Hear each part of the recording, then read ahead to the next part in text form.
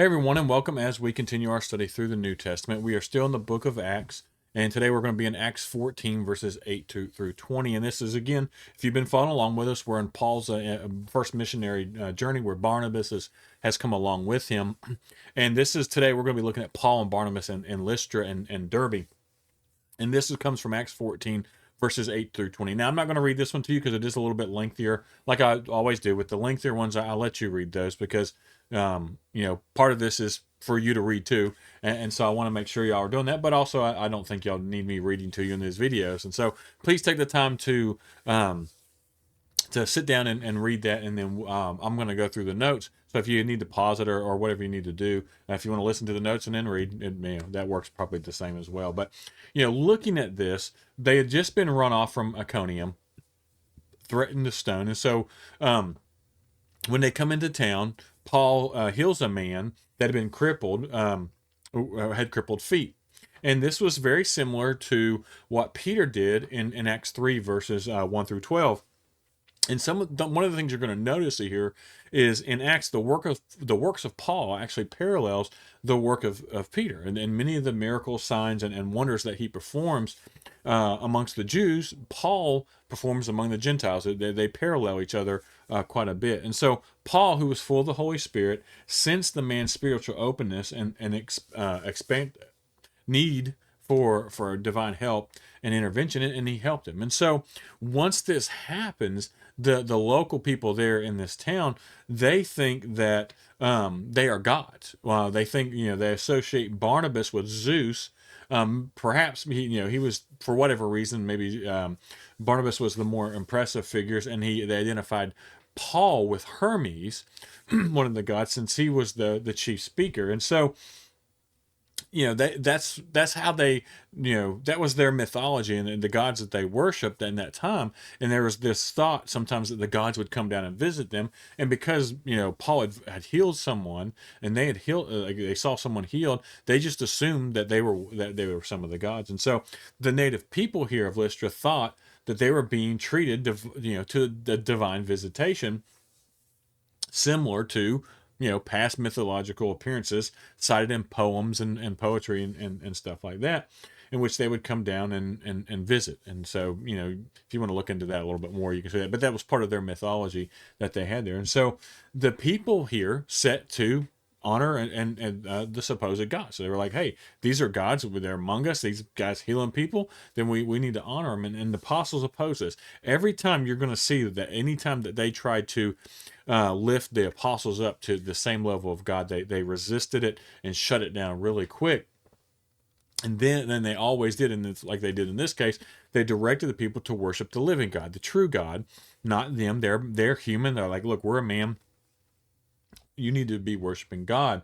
And so the apostles, they're like, hey, we're his representatives, for the good news of Christ. We represent him, but we are not him. And so because of this, and because of some of the Jewish influence and stuff like that, the crowd, being very fickle as they were, became fickle when some of the Jews arrived from Antioch and Iconium.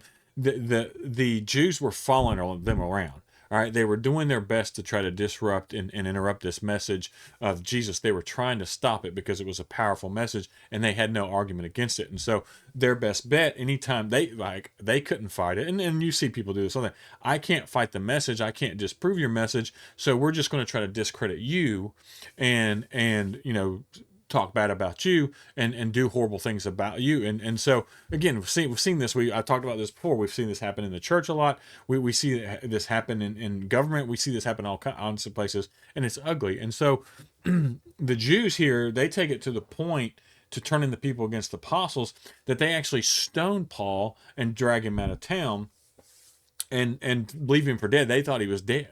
And so Paul later referred to this time of persecution as a lesson. You can look that up in 2 Timothy 3 if you want to. It's a hard lesson to learn. I'm dive into a little bit more. We'll look at what the lesson is in that. But they stoned him and they thought he was dead. Now, there's debate here about whether Paul was really dead. Did Paul really die and he was raised from the dead, or was it just they thought he was dead? And I'm going to say more like Timothy wasn't with him at this point, but Timothy being a doctor, and I would think that if you know he knew the details right, and he would had known if Paul actually died. And so the thing is, they thought Paul died.